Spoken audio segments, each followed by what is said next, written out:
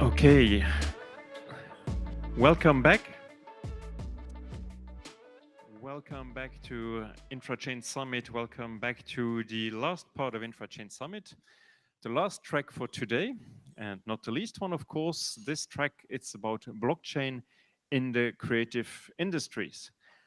And to introduce this topic, it's now my very special honor to welcome Sten-Kristian Saluveer. He is an ecosystem builder and media meets tech visionary. He's a strategist in residence at Accelerate Estonia. And actually, Estonia and Luxembourg, they have quite some common links, I would say. Estonia is generally seen as a digital forerunner. We also say that we are a digital forerunner. We actually also host an e-embassy of Estonia. I think it was the first in the world. And also earlier this week, you may have seen that there was the Digital Economy and Society Index that was published by the European Union, which is published every year. And the latest edition was published earlier this week. And actually, Estonia is on 7th rank and Luxembourg is on 8th rank, so very close together. Yes, we have a lot of job to do, both of us. There is still some room for improvement. And with that, Sten, the floor is yours. Thank you very much. Hello, good afternoon. I guess all the techies have left. Now we're talking about culture.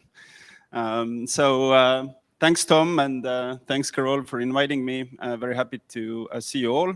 So as Tom said, I have about 25 years experience in a few things. They involve usually creativity or some type of creation. They involve technology in various capacities, and they also involve ecosystem building. And today I will a little bit less talk about technology, but I will a little bit talk about ecosystem building, and particularly on building ecosystems, either there for next generation or media, startups, or trying out crazy projects at government level. This has been my specialty for about last 5 years. I was one of the members of the Vice President Ansip's task force, where we imagined what the next generation European media landscape would be, and we suggested to give out about 1 billion euros. To get this industry on the feet, including blockchain. And we're quite happy that out of our 14 recommendations, 4 went into the new European Recovery and Resilience Plan. I was one of the authors of the Startup Estonia strategy for Ministry of Culture. And now we're building, at this moment, a new strategy for our Ministry of Economy. And now for Ministry of Culture, we're building a new and quite an ambitious strategy also to look how tokenized solutions will be government endorsed, especially considering how young creators and the creator economy is popping up, and considering the fact that in next 2 to 3 years, the current 16-year-olds will enter the election market and the job market, and their life and their economic models are evolving in also very heavily in NFT and blockchain space. Also, the public sector has to address this. So today I will talk about how to solve wicked problems in creative industries through moonshots, experiments involving blockchain, and some of the takeaways as well. And those takeaways are from our newest government program called Accelerate Estonia, which is a in-governmental moonshot program where in 1 year, we invite global entrepreneurs in residence. If you'd like to talk to me about that later, please. And we invite them to solve wicked problems on a whole country. And our slogan there is like, what would happen if we would give you a country for a year? And how we will do that, you're going to hear in a second.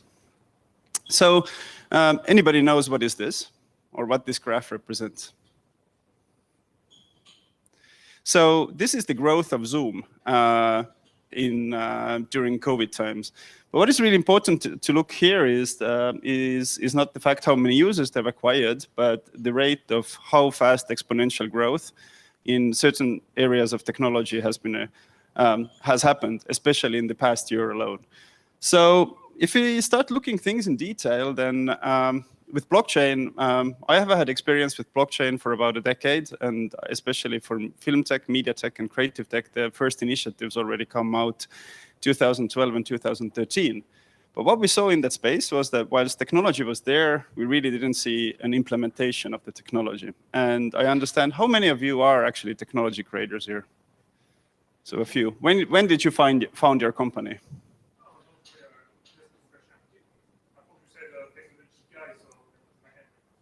Okay. Well, anyone a startup founder here? Yes, there were a few, right? No. So the thing there is that we see that this technology has been around for a while, and there's been attempts to implement this at large. But what we really see is not really the issue of technology, but we really see that the issue has been rather the implementation of the technology. And last year, I think, was extremely interesting in a way that what we saw was that in several core technologies, also including blockchain and digitalization, well, ironically, thanks to COVID, we made a giant leap. So if you start really looking at that in Europe, well, according to McKinsey, certain types of digital adoption have leapfrog 7 years. So we've really gone very, very fast from talking about technology into implementing technology. And what that also implies is that some of the solutions what we heard about also today, they're also very viable. So when you start mounting a discussion on the implementation of blockchain, my argument here is that we really need to start moving away from technology-centric approach into more of an implementation approach, what it would really mean for a big corporation, for a county, for a country, for a green organization to adopt that technology and have that customer-centric view. So what we really see on the megatrends is that we see explosive growth in connectivity. Literally 95% of the world is connected. AI is here across domains, especially for user-driven things. Remote work, yes, home of things, blockchain. This is what we're talking about today, but also synthetic media, 5G robotics, synthetic biology, green and energy, totally prio. And of course, we see that especially for blockchain, what plays an important part is that creator economy is definitely here. In the US alone, in the next 3 years, we'll see in the creator economy, which is looking at NFTs and also new forms of online traders. Everybody saw the Facebook announcement a few weeks ago.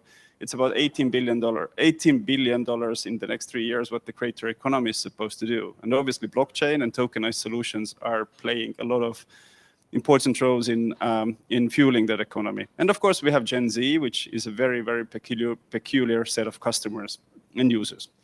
But at the same time, of course, we see that there is fragmenting social trust, issues in healthcare, especially in mental health, climate, of course, widening inequality. Work from home is not for everyone. Invisible faces of big platforms, security breaches, and as I said, Gen Z is a very strange generation with conflicting values. So what that basically leads us to the point from an entrepreneur is that the world is really full of global wicked problems, and we really want to find out what are those new and bold solutions, and what if they would come from a blockchain space. And who would actually take responsibility? Is it the entrepreneur? Is it the society? Is it the government? And in Estonia, what we have really done is that we've decided to take a huge gamble to reimagine a public-private partnership to bring together innovation, scaling, and what I would like to stress here, implementation. So we would not like to talk about projects, but we would really like to validate, experiment with projects such as the ones we're presented today, and we would like to rapidly implement them on a whole country.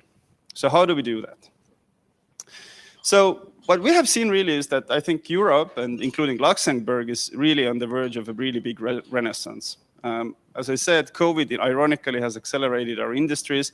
So we've almost leapfrogged 7 years, especially adopting digital solutions.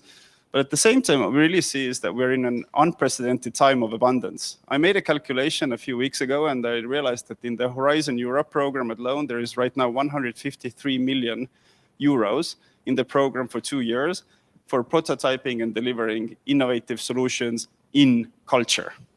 And that doesn't include the whole lot, but that only just means culture. That's 153 million. In the EIT, European Institute of Innovation and Technology, just a few weeks ago also launched their call for a new European innovation kick in creativity and media. That's another 400 million. And if you look at some other subsidies as well, we're basically talking about a resource of 600 million euros in the market.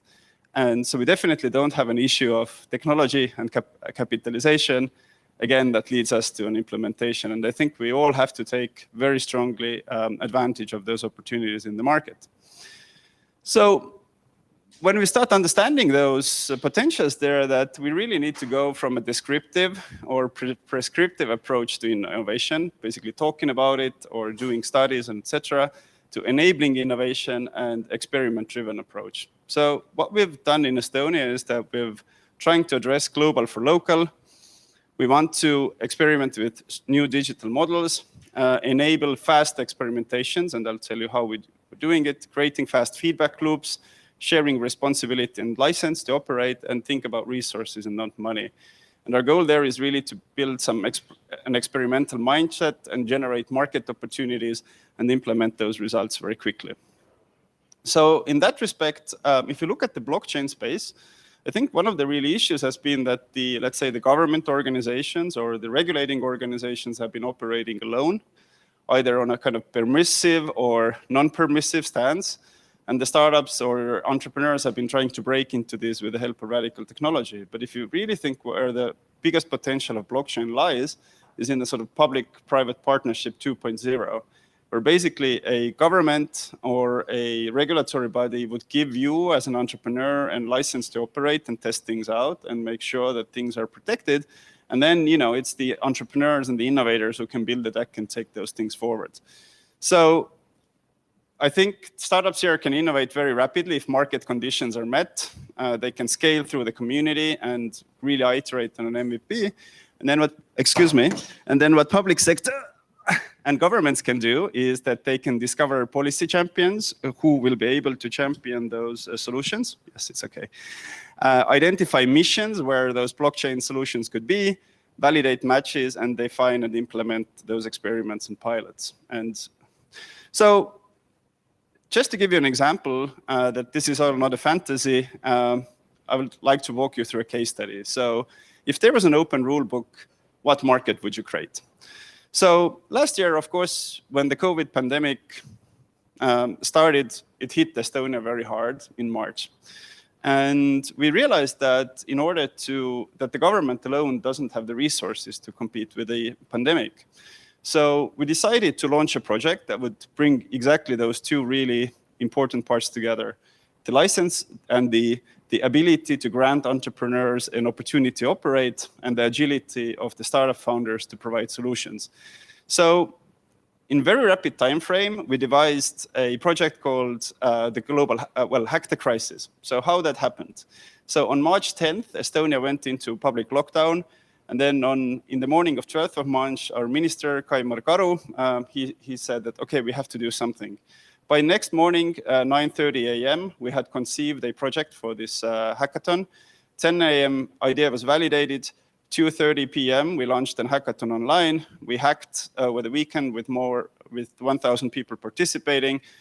And then in less than a month, this whole idea of launching a public-private initiative had scaled global, worldwide, where we actually had thousands participating in this movement with coverage in CNN, Forbes, and etc. And we developed something like 50 solutions, out of which 10 are still in the market. And it basically demonstrated us that a very, very rapid scaling, if the energy and the willingness to innovate is there. The next step for us was that, hey, how we are actually going to take this experience and turn it into an innovation aquarium and do this same idea repeatedly. So together with our Ministry of Economy, we created a framework where we can find and excite innovators such as you. We can validate ideas and concepts through policymakers and mission boards. We can start identifying experiments such as running blockchain on a certain vertical or a certain mission. And we can actually execute and learn from those experiments through our custom-made R&D framework. And the whole goal there is, of course, in 1 year, validate as much as experiments as possible and filter out projects that can be next moonshots for Estonia. So this Accelerate Estonia program was born.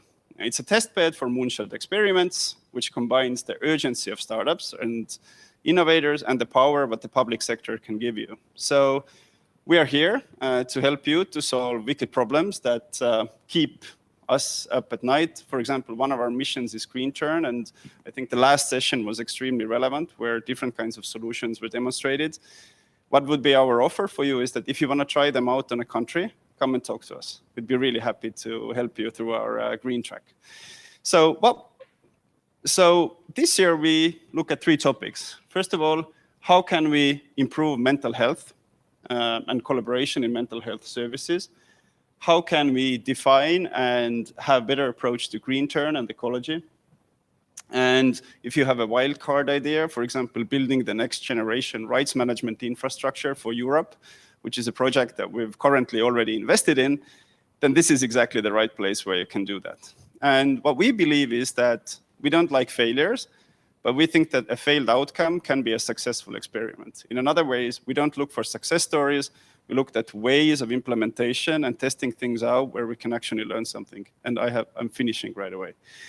So what we can give you access to the national data pool and all the parties. So for example, the blockchain project, what we're running currently in our pipeline, they're aiming to build a countrywide infrastructure for managing copyrights. They're working together with a university, with the Ministry of Culture, with the Ministry of Economy, the Estonian Patent Office, and 3 collective management organizations to build one centralized database for managing audiovisual rights in a country. So it's our leverage to bring together parties, both in terms of technical and collaboration perspective, to build those types of pilots. Secondly, potentially we can give you the whole country to run data experiments, including access to a data pool. One of our mission experts is the head of Estonian Statistics Bureau. So if you need to build an interface, that's totally possible. We also have a dedicated R&D framework where we can give up from 90,000 to 300,000 dedicated financing for experiments for a 1-year project.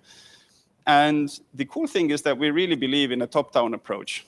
So our patrons are, for example, the Minister of Social Affairs, the Minister of Economy, the Ministry of Culture, and so forth. And for example, last summer, when we had an ideation round, we had a public call and we said, hey, come and pitch your idea, including blockchain ideas. And the jury for those ideas were actually the ministers, Minister of Economy, Minister of Social Affairs, people from Data Board, vice chancellors, and so forth. Because if you're able to convince those big stakeholders, then we believe that it's easier to deploy projects. So what are our takeaways? So today we also heard a lot about like technology, different types of change, of managing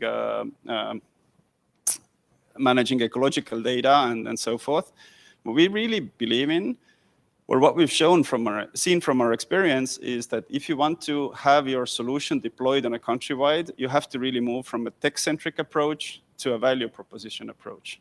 We've seen very mature founders to come into our pipeline who have really well thought of technical solutions. But if you want to have a massively wide deployment, you have to figure out like what is your value proposition, for example, for the chancellor of a country. A case of 2 weeks ago when we had an ambitious blockchain on our mission boards, one of the mission board members says like, okay, I'm ready to take this to the prime minister. If I take your solution tomorrow to a prime minister, what would be your value proposition? So what we presume is that when you come into that type of conversation, the maturity of your technology should be on a level where you say the technology is guaranteed, but what is my value proposition in a certain vertical to take this further? The second approach really is there that you have to go top down and bottom up. If you want to launch an ambitious blockchain in any vertical that involves the public, it's very easy to get stuck on middle management. So for example, I could foresee that in Estonia, for example, in this rights management case, the usual product owners are people, for example, from ministries of culture.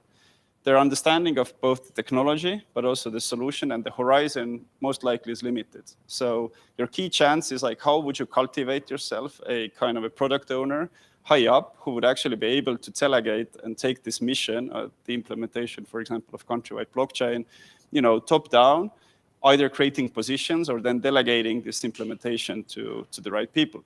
The third thing, what I really say also is that you have to be able to generate excitement for the leadership champions and maintain the high temperature. So that case I told you that one of our mission board members said, like, I'm ready to take this to a prime minister. What is your pitch and what is the horizon, what you propose? Are you ready to kind of keep that high energy whilst delivering what you're supposed to do?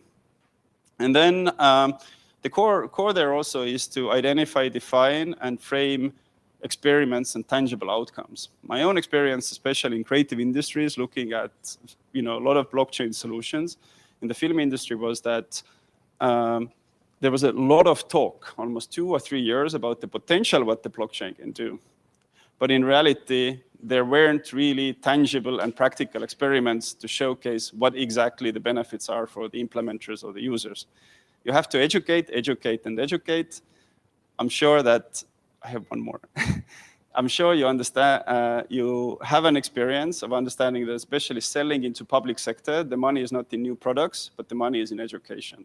It's very hard to launch a new policy line for example, to implement blockchain for green turn, but you can imagine how much budget there are educating, for example, ministerial stuff and so forth. So one of the ways for you is to cultivate leadership around your solution through education and basically starting to procure and sell your competence how to implement the solution rather than what the simple solution is. You have to invest in storytelling, and last but not least, as I said before, at least for us, the issue is not often technology, but it's the value proposition. It's about the excitement for the stakeholders involved, storytelling, engagements, and understanding and communicating what are the benefits of your solutions over the risks and validating them. So I would conclude here to say that if we would give you a country for a year, and that we're really ready to do that, then what would you do with it? Thank you very much. We are a rolling program. We accept applications anytime. Happy to talk to you later. Thank you very much. Thank you very much for your presentation.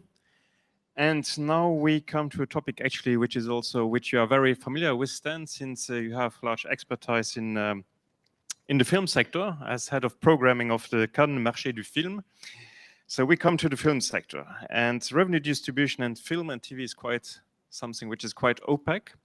And we have heard a lot about transparency today, about blockchain. And anyway, if you are in blockchain, you know that blockchain is about transparency. So our next speaker will explain how blockchain brings transparency into this opacity, how to ensure funds are paid, and how to put real-time performance tracking at the fingerprints of investors, actors, and also producers. The presenter is Irina Albita. She is the co-founder and co-CEO of FilmChain, and FilmChain is the first digital collection account management company that pays professionals in the film TV industries in an automatic and transparent way. And just a short spoiler already, because also afterwards we will have actually one of Irina's customers on the panel, so we will hear if he actually shares also what Irina will tell us.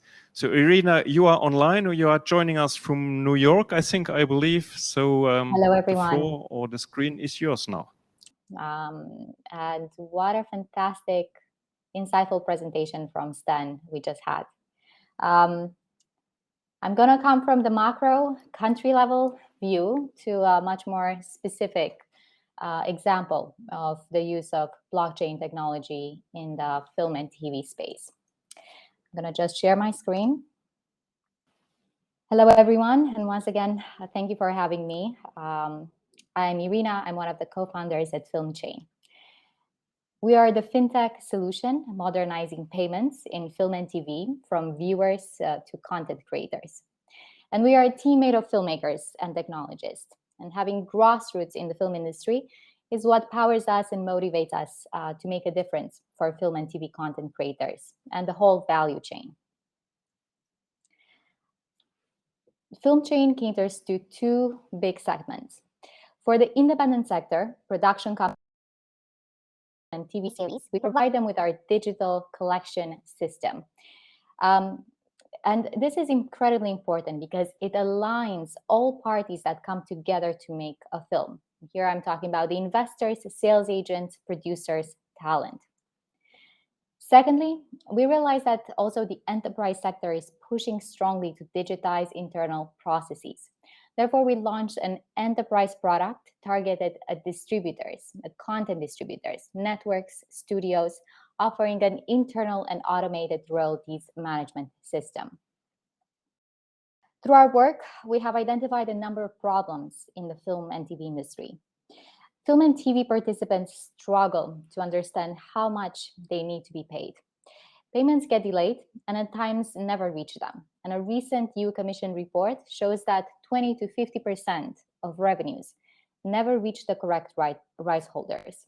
And this is a problem with serious implications.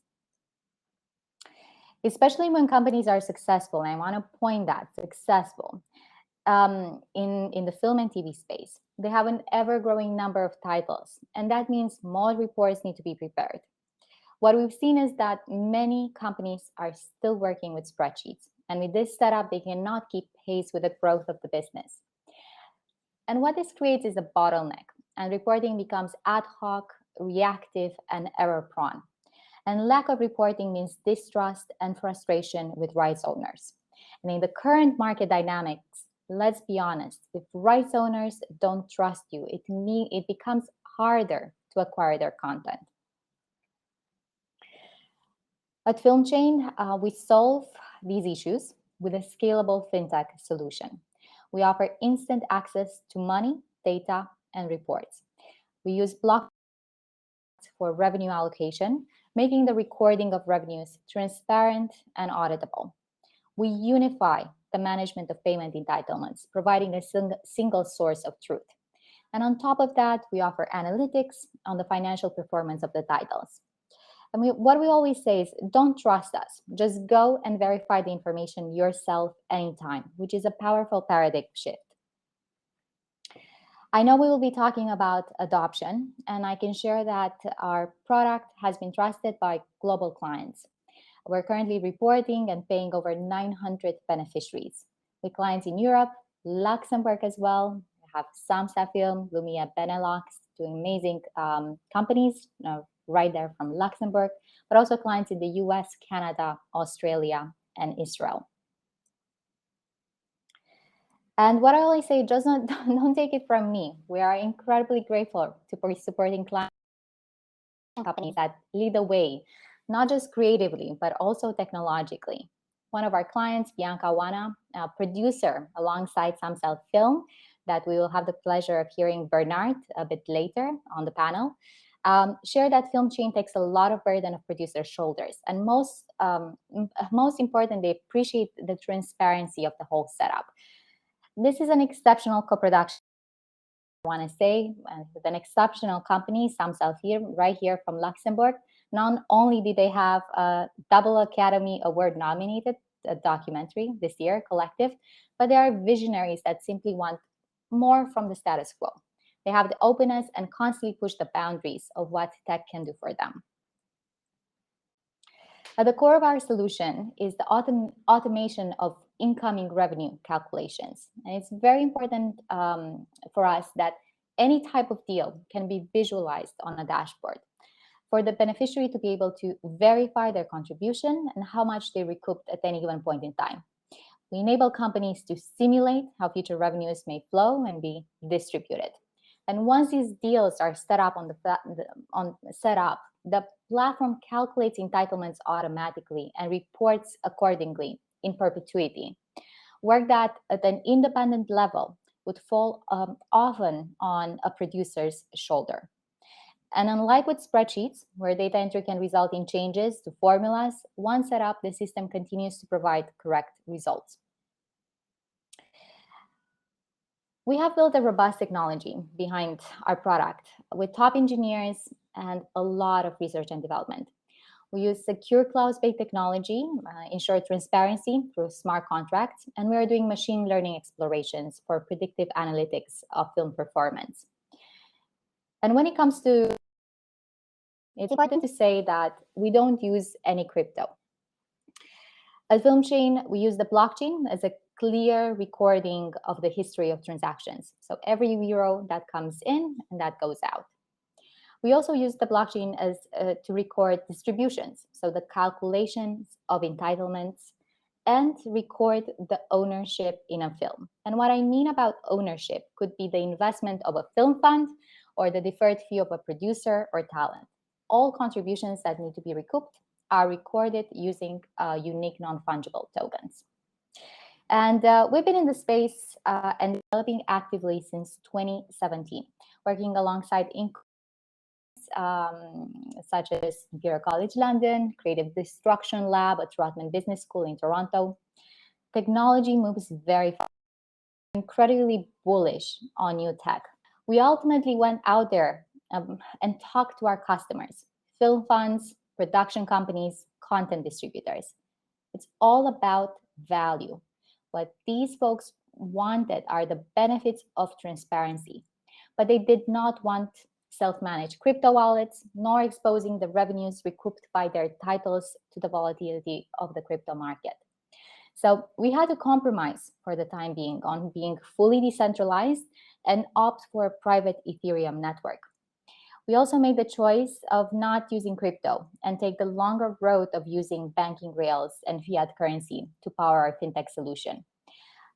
Lesson learned for us is not to build tech for technology's sake and listen to our customers while constantly pushing the boundaries from the inside.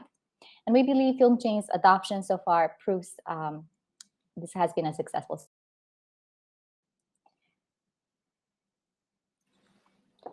Our mission is to get the money made by the films we all love to the right people. Thank you very much for the invitation, and I look forward to the panel. Thank you very much, Irina, as well to you. Thank you to New York. And our next speaker normally should be introduced now by Cristiano. Cristiano, are you there?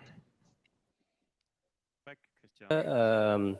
Thank Irina for this presentation. In fact, how to effectively share and distribute royalties from the public to the authors is the objective and the mission of the association that we are going to present now, CI, Società Italiana Autori and Editori. The use case that is going to be presented now is a follow-up, is very well located after Irina introduction, because it's about an overview on how the copyright industry in Italy will be changed and will be impacted by blockchain technology, and how CI, which is the major institution nationally dealing with this item, is already and will improve on blockchain utilization. To talk about this is Matteo Fedeli, the director for music division of CI. Matteo is graduated in engineering and management from La Sapienza, University of Rome. He has worked extensively in consultancy with Bain and Company, and now since 2015, he has the role of director for music division at the Società Italiana Autori and Editori. And we'll talk now about this use case, blockchain and copyright industry, a new business model. I leave the floor to Matteo. Thanks. Thank you, Cristiano. Can you hear me? Thank you, Cristiano. Can you hear me? We hear you fine. Yes. Here in Luxembourg. Perfect.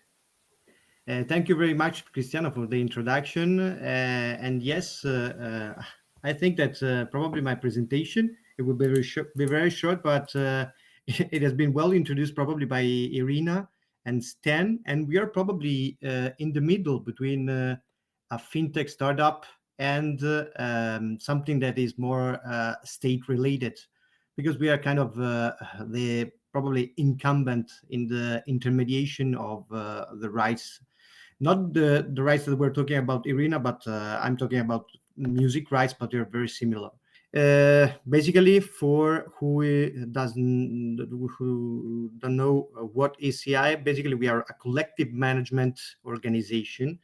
So what it is, it's a private company that has basically the mandate to collect authors' rights for authors and publishers. CI is a multi-branch one because it's not collecting and distributing money for music only, but also for audiovisuals and pictures and others kind of rights. Music is like 85% of our business. So our job is basically we collect money from 600,000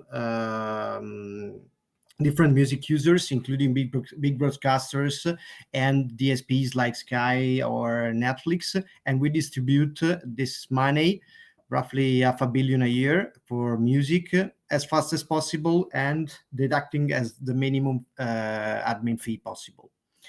Why we started looking or investigating at blockchain technology and the potential and its potential on our business.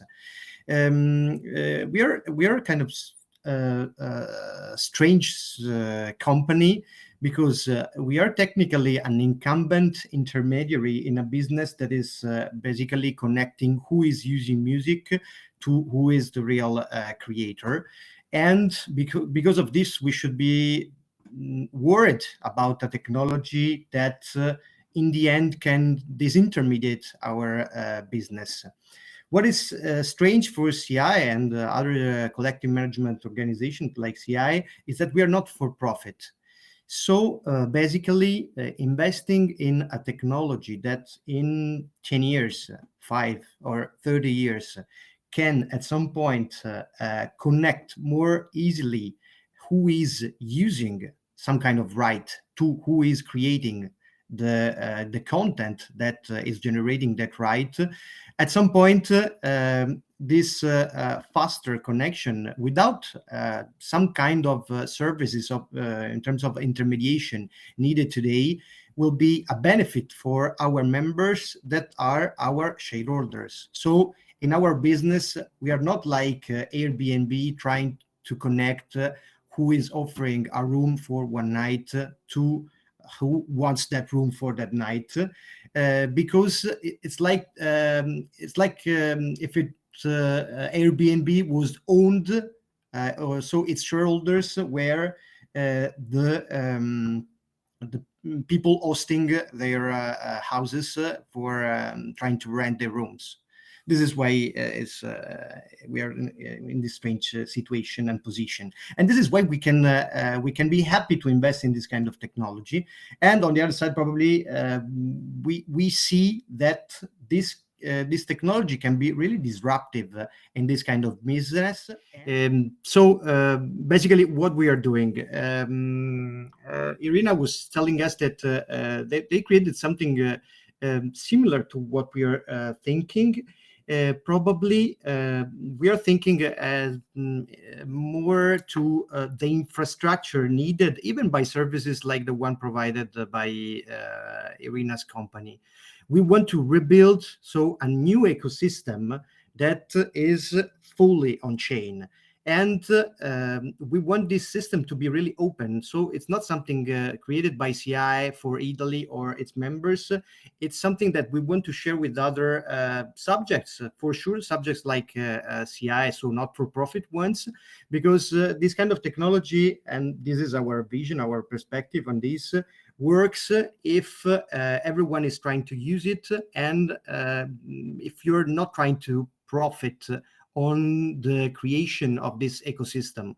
So what we think and what we are trying to convince our peers globally is that at some point we will need, if not like a Linux Foundation, to guarantee a development of this technology that needs to have everyone on the same page. We need for sure some international entity trying to develop this kind of stuff. Today we are based on Algorand blockchain, so we didn't create a specific blockchain for this scope. Probably is not needed now. The Algorand one is very fast. It's fast enough and is providing us enough features to do exactly what we need. And we envisioned at the beginning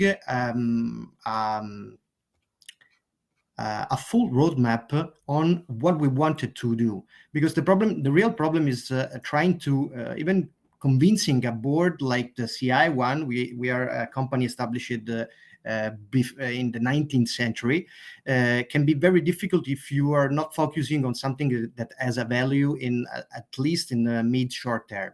So what we shared with them and we started from is like a roadmap, like the one that I'm sharing with the screen, but I can describe it if you cannot see it. And so we, when I say we need to start from the basic, we started recreating a decentralized, distributed database, including unique identifiers for authors' rights. Because, for example, what Irina was saying, they created an NFT for a film. It's super interesting. The problem is that you need to create, or it will be useful for Irina if they or someone else creates like a global standard to create this kind of NFTs to be sure that a single right holder is uniquely identified by something that can be an NFT or an asset, like on the Algorand blockchain, globally. This is the first step because you need to start from something, and the real creator is probably the best starting point in our idea. The second step, and I will go very fast on this, on the other ones, is you need to create the works that are basically connected via what you can see as a smart contract with the right holders. For a specific work, you need to pay, the super easy example is 50% one author and 50% one publisher. Fantastic. You can have like more complicated use cases, like works with more than 50 different right holders. At this point, and this can be a very tough one, because today you have you have not a global database for including the information about musical rights. Even for audiovisual, you don't have one. And it will be very, very helpful for the industry to have something like this. Sorry, in my slide, I don't know if you can see it. I shared that basically the first step, the one about authors' rights, represented on chain, on the Algorand blockchain, has been deployed by us, by CI, for all our members in March 2021, creating roughly 4.5 million different NFTs representing, because you have more than one right for a right holder.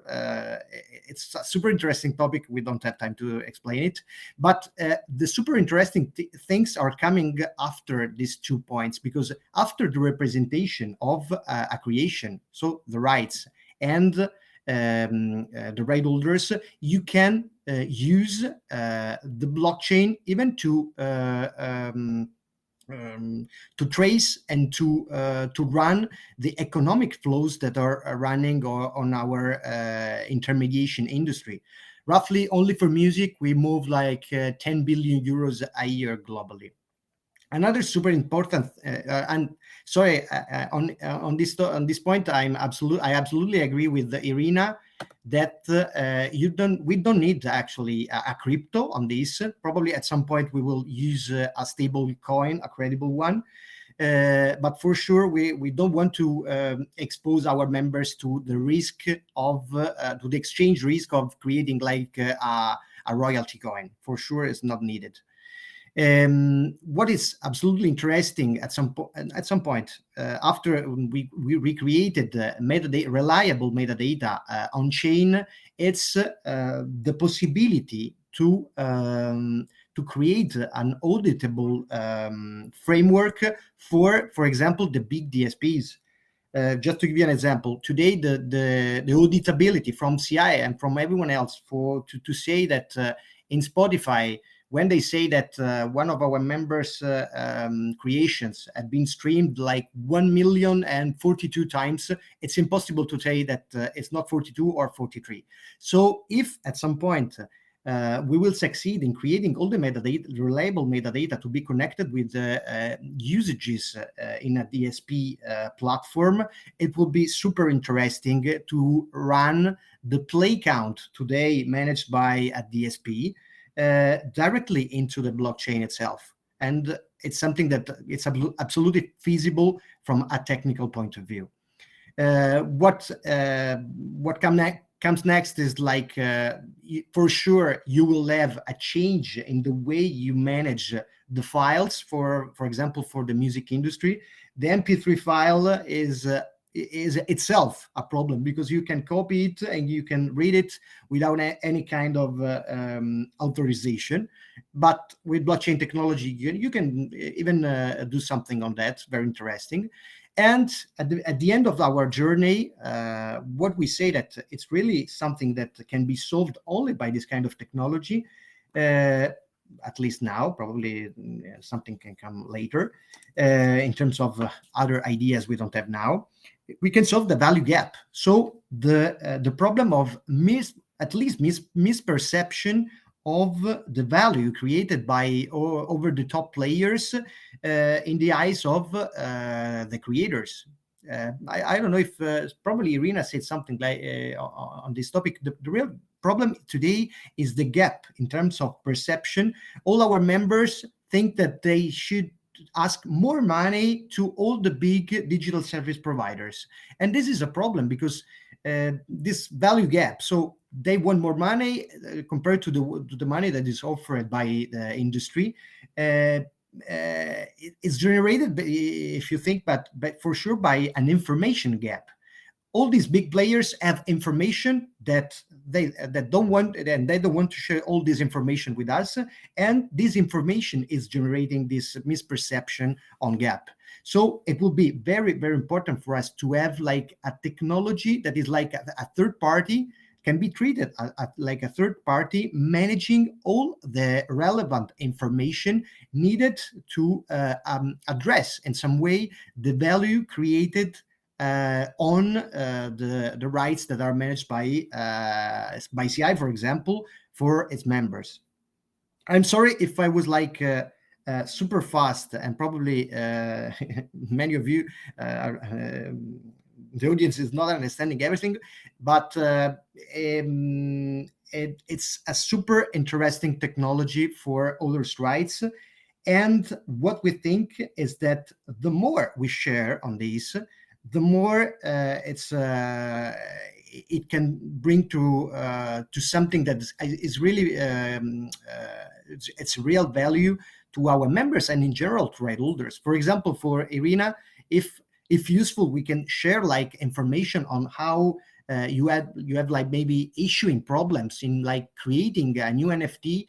You are one player. If another player creates like the same NFT for the same subject, yes, it's a problem. And today our biggest issue is creating the idea that this thing can be a real value for all the shareholders that are managing this kind of intermediation rights. Thank you very much, Matteo. We really hear that you are very passionate about this topic, and so we look forward afterwards in the panel discussion to hear more from you. Now we talk something actually we have not yet heard a lot about it. It's NFTs and cryptos. It's a blockchain conference, and we did not talk in any presentation about NFTs and cryptos, or almost no presentation. Now we heard about it, of course. And more specifically, it's about the game industry, where here also NFTs and cryptos, they bring a paradigm shift, and they allow actually for completely new game designs and also so for new economic incentives. And the person who will talk about this is Max Stoeckl. He is the co-founder and CEO of Dogami, a joyful play-to-earn company. And Max is a passionate gamer as well, so he really knows what the pain points are of the industry. So Max, please, the screen is yours. Perfect. Hello, thank you for the intro. My name is Max. As previously mentioned, I'm co-founder and CEO of Dogami, which is a play-to-earn startup. Before that, I was working as a strategy consultant at BCG, and I used to be a founder's associate at a content marketing startup in Vienna. So that's my background. Today I want to talk about how gaming is a huge adoption driver for blockchain and NFTs. I think it's going to be one of the biggest drivers for consumer adoption, to be honest. So first of all, gaming is one of the biggest consumer-facing use cases of blockchain and NFTs. And second of all, NFTs and blockchain initiate a paradigm shift in the gaming industry. I'm going to explain now in detail why I believe those things and how I came to that conclusion. So when you look at the current gaming market, it presents a $180 billion opportunity for NFTs and blockchain. So this apparently is bigger than the film and music market combined. And even when you look at the growth figures, there's a projected CAGR, compound annual growth rate, of 6% over the next 5 years. So these 180 billion will swell to 250 billion something in the next few years. obviously this is the global market, and a lot of it is driven by mobile gaming. I want to highlight 3 use cases today that are enabled by NFTs and blockchain in gaming. So I think there's multiple opportunities for gamers to exploit their in-game achievements through that technology. The first one is revenue generating opportunities, I'd call them. The second topic is interoperability. And the third topic is simply achieving higher social status. I've brought some examples for that. So the first use case is the revenue generating opportunities I've mentioned. So basically now what you can do with NFTs is that creators and owners of digital land, for example, can monetize the creations in a digital environment. So when you look at Sandbox, for example, it's a Roblox-inspired game.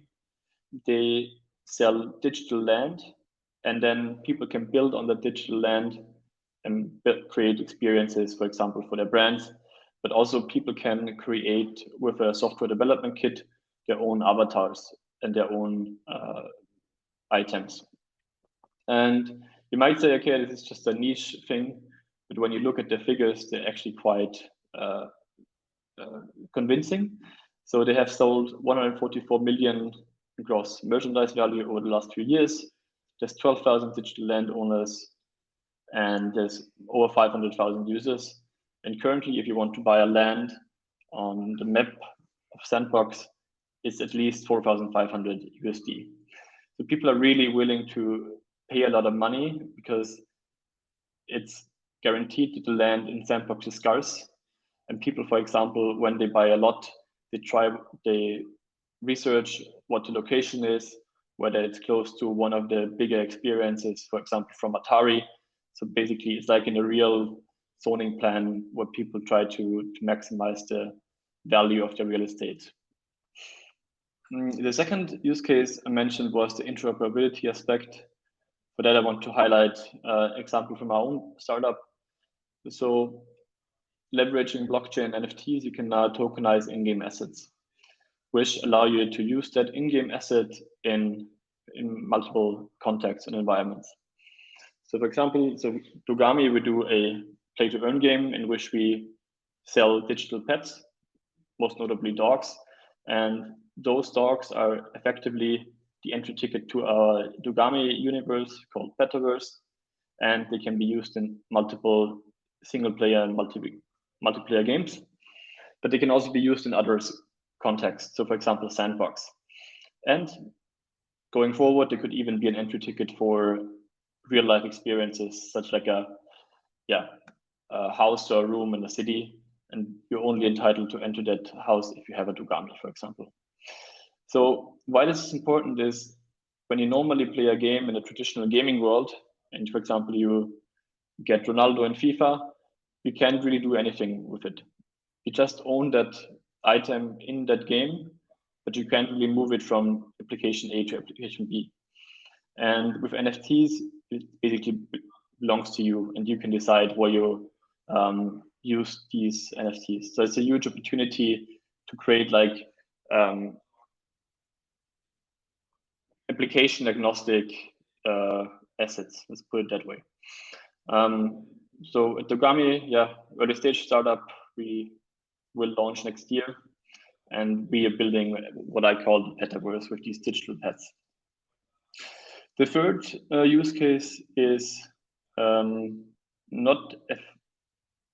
is also driven by NFTs, because as we know, like NFTs are scarce, often they're limited, and people are willing to pay a lot of money for them. And what people often underestimate is the desire of gamers and consumers to achieve higher social status in virtual worlds. And so selling NFTs within games or rewarding people with NFTs in games is a powerful tool to achieve higher social status, and also a powerful force. So for example, when you look at Fortnite, which is not necessarily, but is not a blockchain game, you know that people are really willing to spend a lot of money there. So what Fortnite did is they, for example, sold Balenciaga hoodies, the luxury brand, and which were limited, and people were willing to pay $15 for those skins. The problem is though, when you buy the skin in Fortnite, you can't use it anywhere else, and which is quite a pain for the player because it's really stuck at Fortnite and no further utility except for that environment. And what Fortnite also did is they sold those digital hoodies in real life for the value of the price of 1K. So that's how they basically bridge the physical and the virtual world. Metaverse, real world. And this use case shows quite clearly that there's a high willingness to pay for digital goods. And obviously NFTs help to prove the scarcity of that. So really there's a few paradigm shifts in gaming. So instead of renting game items that are stuck, which you stuck to one application, you have now true digital ownership with game items, so you can take them across different applications. You can create revenue generating opportunities by allowing players to create stuff themselves, and they can sell it to other players, for example. Instead of having closed ecosystems without any interoperability, you now create a common standard, and then also enabling like SDKs and APIs for third parties. You can even develop it further. And then often in traditional gaming, you have unofficial and fraudulent secondary markets, all of which can now be addressed with official secondary markets in blockchain. And then I would even say the traditional business model of gaming changes completely, because nowadays you have like a lot of ad-based and freemium models, but in the future, those revenue streams are going to change. For example, you can code into smart contracts that every time an item, like a game item, changes hands, the publisher gets 4% of that transaction. So this is really powerful, and it's proven that there's a lot of appetite from investors. So for recently, Forte, which is like a compliant blockchain gaming platform, has raised $700 million USD, and then Sky Marvis has raised $150 million to build Axie Infinity at the $3 billion valuation. And this is not just a phenomenon for new players, but also for traditional players. They also see the opportunity and they pour a lot of money into that space. So it's definitely big, let's put it that way. So when you compare now the normal gaming market, the 180 billion I've showed in the beginning, with the current blockchain gaming market, which is currently at like 2.2 billion, you see the growth opportunity for blockchain and also the opportunity for blockchain adoption in the future.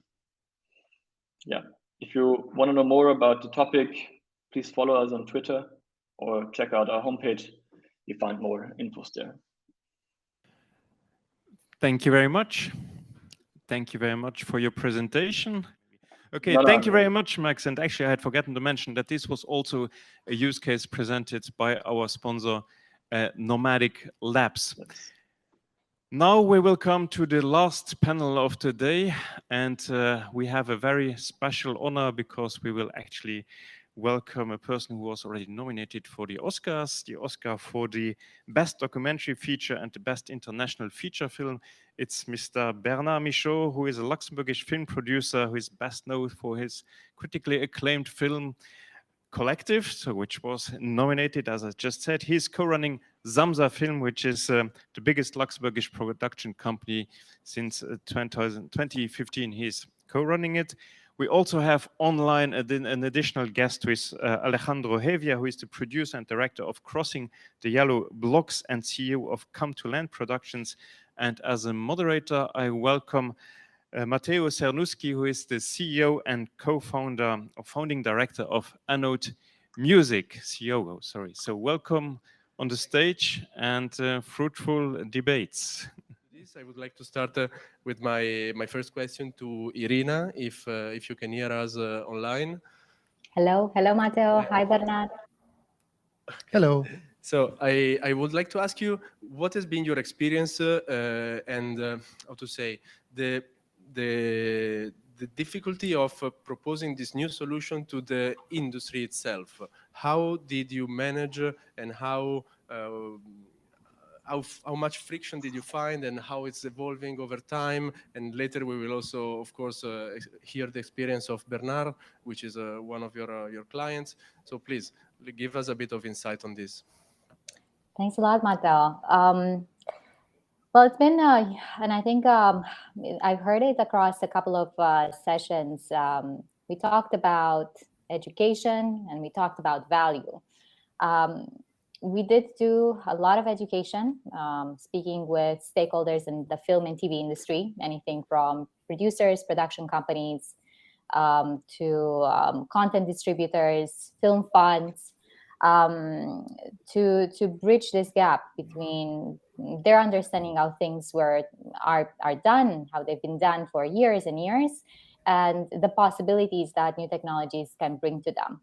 But I always come back to value. And value is the most important thing, because when we went out there and talked to them, we understood that they wanted the benefits of the technology, but they didn't want necessarily to have exposure to, let's say, the crypto market when it came to the revenues their films were recouping.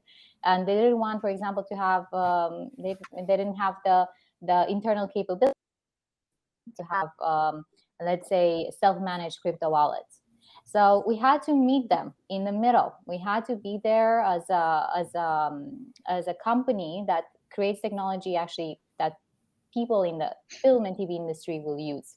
So we set ourselves up with intention and purpose when building this digital collection account system. And the fact that we have some of the biggest film funds, production companies, sales agents around the world that are using the system now, I think it's evidence enough that there is appetite, as long as also companies and technology companies like ours can meet the customers also where they are. And we're doing all the innovation and the push from the inside. So we're taking it step by step.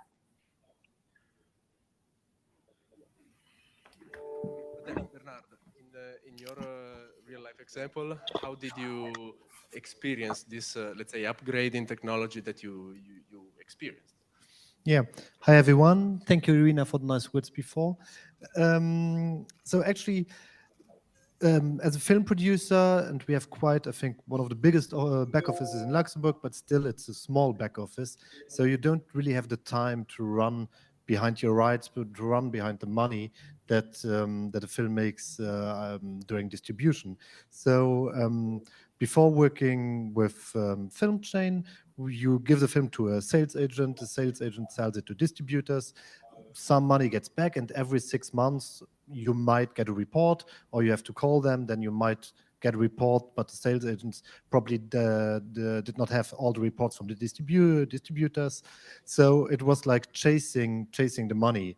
And it was actually, I'm quite tech-affine, and I knew that it should be better and that it should go better. And so when I saw the solution that FilmChain brought, and I'm not here just to, it sounds like I would do another advert for you, but it's really great what they are doing, because it's like in real time, you know every single cent coming in at each moment. You have your app, or you can see on the smartphone which money comes in which country at what moment, where the money is at that moment. So for us, it changed a lot. You have your report whenever, because we have to report to film funds, we have to report to several people. So when they ask us, okay, where are we standing, we can just open the app, send them the report, and all good. Before, it was really complicated. You had to chase the money. So that's why I'm a big fan, and I'm continue working with FilmChain. Fantastic, thank you, Bernard. Then connecting to this concept of having a full tracking and, let's say, having the transactions stored on the blockchain, the items as well. Well, I would like to ask to Matteo about the implementations that they did with Algorand, because what was the experience, and also what was the friction with your members of CI?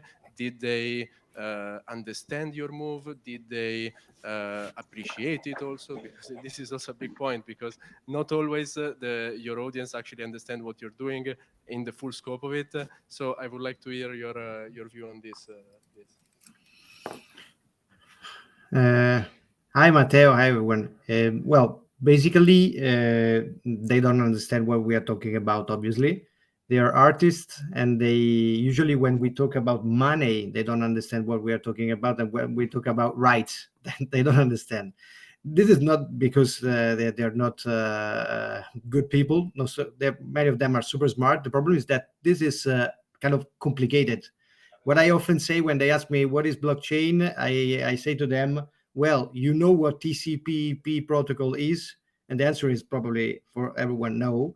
Yes, but you're using it and you're leveraging it since 20 years, 30 years, I don't know. So basically, they are trusting that something interesting has been created. Some of them asked about what we specifically created and if it was changing their lives tomorrow morning. And the answer was absolutely not.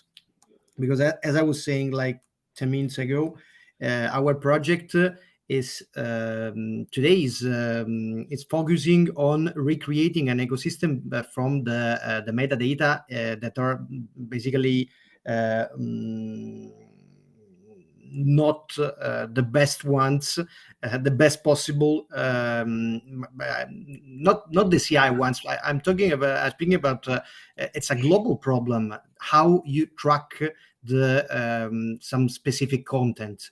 And it's related about music, it's related about even audiovisuals. On the audiovisuals, you have like standard codes. The problem is that if the less than 50% or 20% of the market is using this kind of unique identifiers, you cannot leverage the advantage of the possibility of to identify specifically one single content and who is the owner of that rights in a specific country or in a specific context, and this is a bigger problem. So basically, we have 100,000 members, and with them today we have some kind of trust. They trust that we are doing something that can be useful at some point for them, and that today is not touchable by them. Because if you go tomorrow morning on the Algorand Explorer, you can see the 4.5 billion NFTs that we created, because it's a public blockchain, it's a permissionless one. The problem is that you cannot understand what is written there, like they don't understand how we today manage basically all the metadata that we need to distribute correctly their money. This what you just said really makes me think about the regulatory part of the use of blockchain and NFTs, because let's say that you have the mandate to collect the royalties on the Italian territory and even abroad on behalf of your members, but actually having an NFT by itself is not leading, let's say, anywhere. So how is evolving this connection with the regulatory point, and if you can give us some insights on this, I think would be amazing. And also, if this approach has been taken not only in Italy but followed by other collecting societies around Europe or the world, if possible. The problem is like I often say that blockchain technology and NFTs in particular are like the nuclear fusion technology. You can use it to create free and clean energy for everyone in the future, or you can like blow up an atoll in the South Pacific. The real problem today is that you cannot, at least in Italy, use an NFT to represent property. So basically, the NFTs that we created, and we created a lot of them, are representing just the data itself. So what we created is like the representation of the metadata that is representing the other right. And We created those NFTs. It's interesting with the Algorithm technology because we created like NFTs with a double key. One key is managed by the CMO that is managing that right. The other one has been created on behalf of the author itself. And it is connected to what I was saying before in terms of open network. We are thinking about a network that is so open that in theory, today, we created something that can be given directly to the author in the next future. Why we did with something like this? Because if it's not us, it will be someone else in the future. Because it's too much interesting in a decentralized network to give the possibility directly to the author, to the creators, to access the management of their own data. So I'm sure that a single author will not manage this kind of information in the next 10 years, but a big publisher, a big producer, probably yes, they will ask to access this kind of management. In terms of adoption, our statement that we want to give the technology, basically the layer that we created between a CRM system of a company like us and a global distributed registry like the Algorand blockchain. We created this and we want to give this for free to everyone because it's interesting for us to have more like nodes in our ecosystem. The more of us are in the system, the more it makes sense to use blockchain technology. If you're like just one and using the blockchain technology is totally useless, it's much better an Oracle-based database. So basically for us, sharing this kind of technology and information with everyone is super interesting. What it's important today is, for example, that you cannot like create an exchange tomorrow morning to trade those NFTs that we created, because basically they will have a value when you can use them to represent property, and when we, because the real value of something is like the money you can get from that stuff. And for example, if we use that NFT, because every asset that we created as a connected wallet is just how Algorand is managing the asset. That wallet today is like empty. It's unuseful for us. It will be very interesting at some point when we have created, when someone else have created can have created the for example all the infrastructure to point to that wallet with the money coming from a DSP, and it can be directly the DSP putting money into the wallet without the necessity of a collecting like CI or someone else. At that point, that NFT, if it can represent like property, it will be super tradable, because the value of an NFT is like the value of the perpetuity, or it's not a perpetuity because author's rights are worth something for 70 years after the death of the author, but their value will be the money that is going into the wallet in the next 70 years if the author is dying like today, or in 150 years is like if he's very young. So in our vision, this is the idea. Today, the legal framework, at least in Italy, of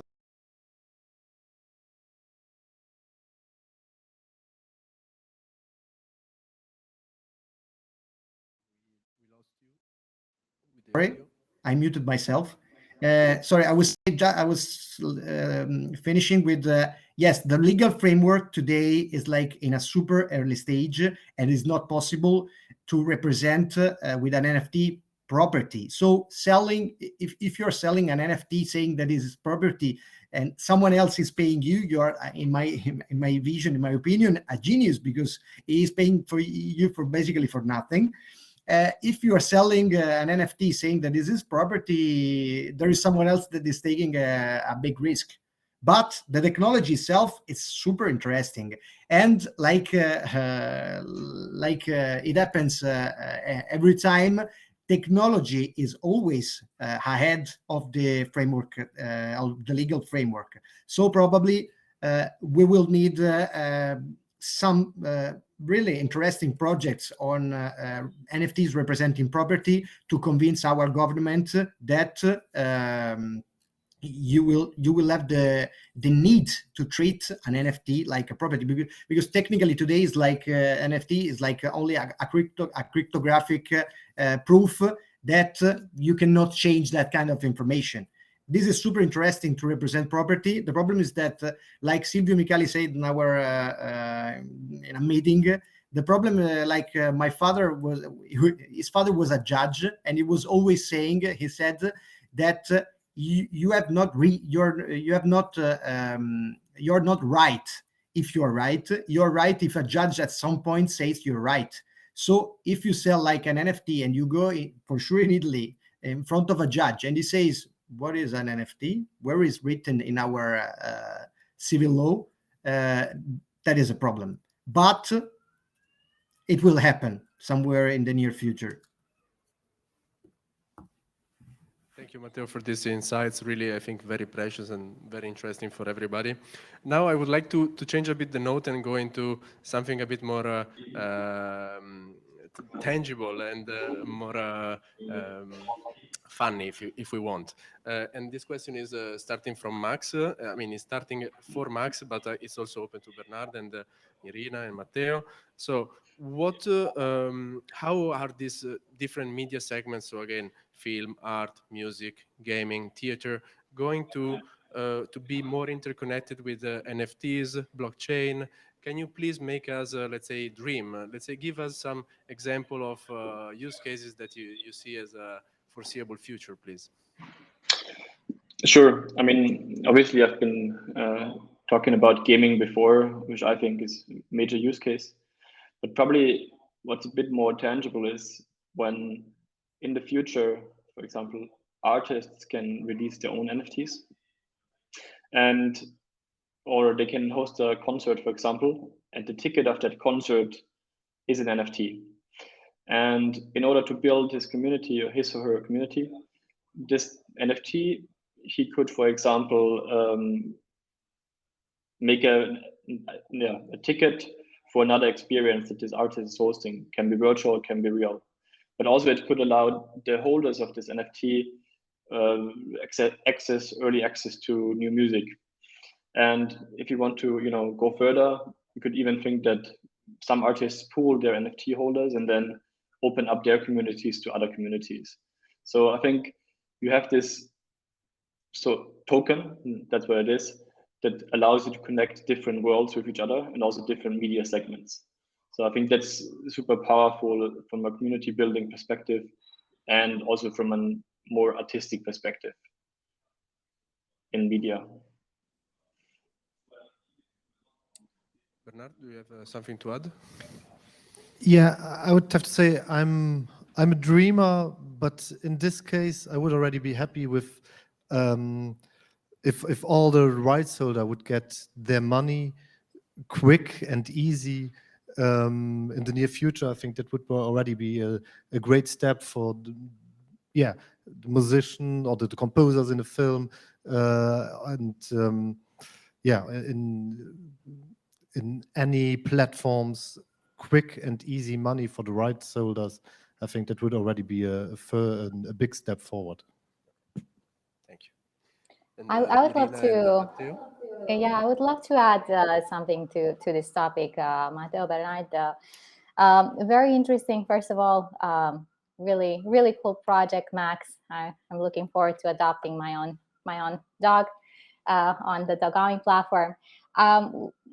Personally, I'm very bullish around the space, and it all comes down to something that Max already mentioned, which is community building. And the NFT space presents, there've been quite a few new initiatives around access tokens. So a token that gives you access to some part of a community. We have play to earn mechanisms. So I see all of these as community building mechanisms that are incredibly exciting for the creative space.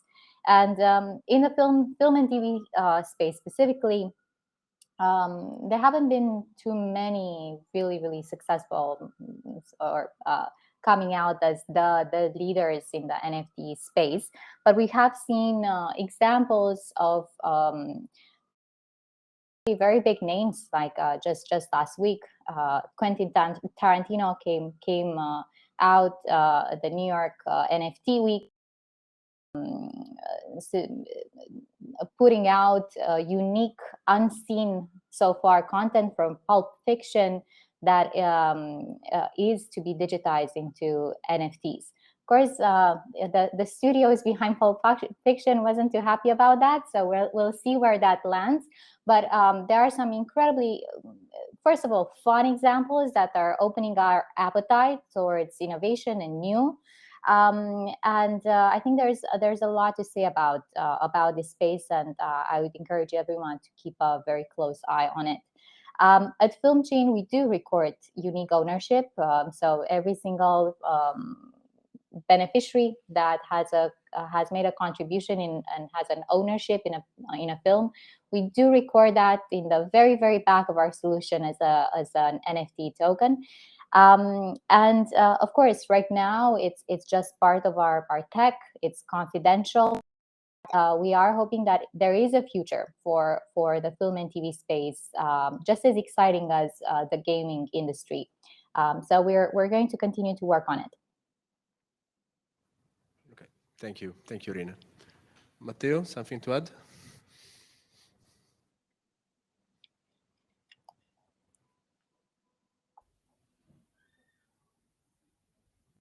No. Sorry. Okay. Sorry, there is this double Matteo that is like not helping me. Okay, we say Matteo F then. Yeah, no, sorry, because it's you, the Matteo. Okay. Well, now, if let's say if I wear my hat of COO of Keynote Music, I see a lot of opportunities in this environment with the possibility of financing creators, financing productions, allowing investments into this industry. That so far it's a quite closed environment. I mean, I was discussing before with Bernard. I mean, being a producer, you have certain players that you deal with. How do you guys, everybody, how do you see the opening of this market could become could be a further development or further integration with the public? Could you have a participation of your public? I know, for example, Bernard and Irina, you are B2B businesses, but do you see let's say an exposure to this development of the business? Not now, but maybe in 5 years, 10 years. I think for me, it always depends on the project. Of course, it's a little bit like crowdfunding. You had like always project where it made absolutely sense to be direct to your consumer, to have the consumer, and it's work. As I told before, to interact directly with your audience is a lot of work. You need to hire a community manager, and you get a lot back, but it's also a lot of work, and it really depends. You have to have really the right project. I think with music it might be easier, but for films, a lot of films just don't have this potential to talk directly to the audience, but some films have, and then it's absolutely good and and a great opportunity to have this interaction and to have this direct link to the audience. And then I think all what we are talking about is NFTs and how the money can from the consumer to the producer directly flow. I think then there it makes 100% sense.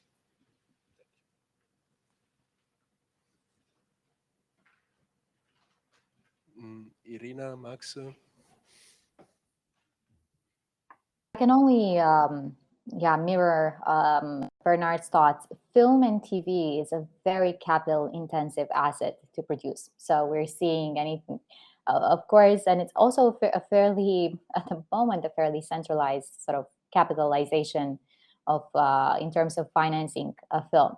We're seeing, in our experience, maybe 5 to 20 beneficiaries. But at the same time, we have seen really exciting projects out there.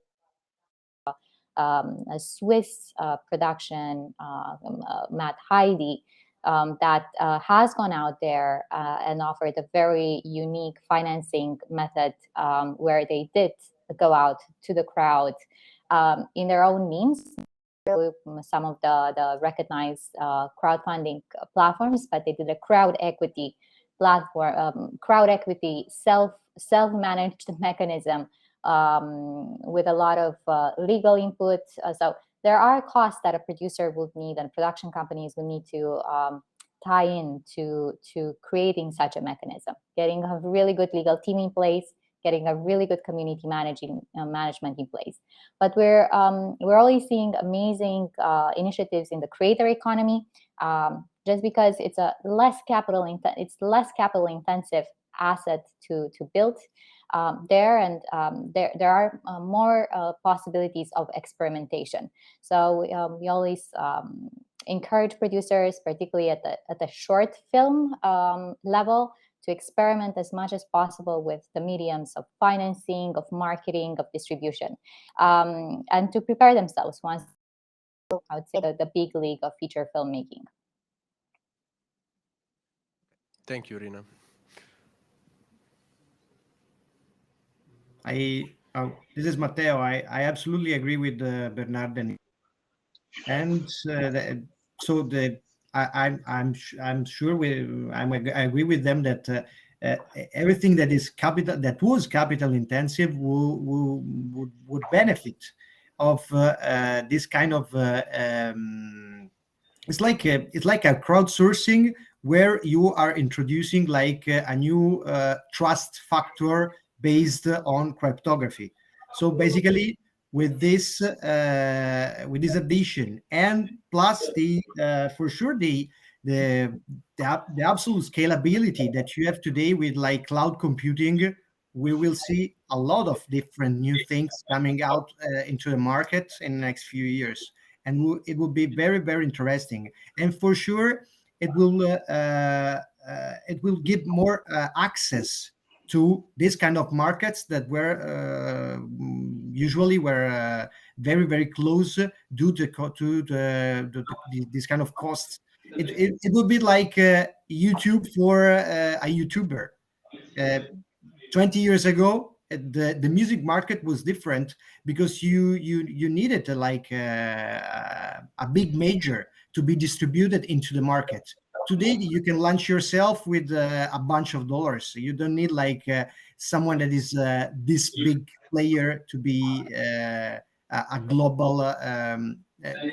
One example is an Italian guy, is like Kabilame. I don't know if you know him, but he became global in like 1 year, and today is like I think one of the top 5 in TikTok. So this is our economy today, and it's incredible for the creators. Any kind of creation, from music to filmmaking to what is Kabilami doing for job, I don't know, but he's making a lot of money today because many people are loving him. My takeaway, but I think also the speakers will agree, it's we are at the forefront of something which is now becoming, let's say, that past the technology stage, that it's let's say validated, but still needs an improvement from the user experience point of view. So because what really people need, as again Bertrand was saying, is to have something that is doing the job in a nice way, fast, effective, without too much complexity. So I think we are really at the change in technology level, and we will see a lot of applications, not up from the phone, I mean, but really a lot of applications of the use of this technology, but still only time will say, I guess. Then, Thank you the speakers for being part of this panel. Appreciated your insights, for real. Thank you. Thank you. Thank you, Matteo. Thank you, Irina. Thank you, Max. Thank you, and Matteo. thank you, Bernard, here in person. Thank you to you. Thank you indeed to all the panelists. Wow, that was a bumpy journey today, but we did it. I think we had a lot of interesting talks, despite the technical glitches, a lot of good content today. So thank you very much for attending Infrachain Summit 2021. Cristiano in Bologna, I think you are still there. Maybe some goodbye words from you? Yeah, I'm here.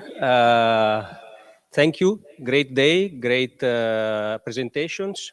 Nice final talk with two Matteos like in Italian politics. And this joke will be understood by Italians. And no, we are very happy. If something has been shown today is two things. One, blockchain is keeping more and more space in real life as per vision and objective of Infrachain. And second, we are very resilient at technological level and we will keep going. So thank you all from Bologna as well. Thank you, Cristiano. And yes, with that, it's like at the Oscars. Now I have to thank everybody. So first of all, thank you, a special thank you to my team from Infrachain, and specifically also thank you to Emily, who is here at the tech team. You have seen that, you know, she's, as we say in French, in special conditions. So thank you for being here. Thank you to the tech team. Thank you, of course, for the audience, to all of you who stayed until the end. We have a long list of partners also to thank, because we have very many ecosystem partners. So thank you very much to Arter, the innovation support agency of the Emilia-Romagna region. Thank you to the Boost Innovation Garage Bologna that was hosting the summit in Bologna. Thank you to the Chambre des Métiers, to Digital Luxembourg, the House of Startups, to the Creative Cluster Luxembourg, specifically Marc Liester, to Digital Innovation Hub with Nicolas Sanitas, who was doing moderating, and to the Loft, who actually made us available the nice location here. Thank you to the Ministry of Economy, Jérôme Petri. They were all also supporting us in finding speakers. Thank you to Creative Europe Media Desk Luxembourg, Carol Kramer, who was also supporting us in finding sponsors. Thank you to our media partner, TechSense, and of course our sponsors, leader sponsor Nomadic Labs, master sponsor Fujitsu, and expert sponsor the Blockchain Academy. And again, thank you to Creative Europe Media Desk Luxembourg, because we have now a nice reception here in Luxembourg, and that is sponsored by the Creative Europe Media Desk Luxembourg. Thank you very much for that. I hope we will see you then again next year, and let's hope that by then we do not have to do it hybrid, but only physical in-person event. I think this makes it much easier. Thank you very much. Bye-bye online also, and see you again soon. Thanks.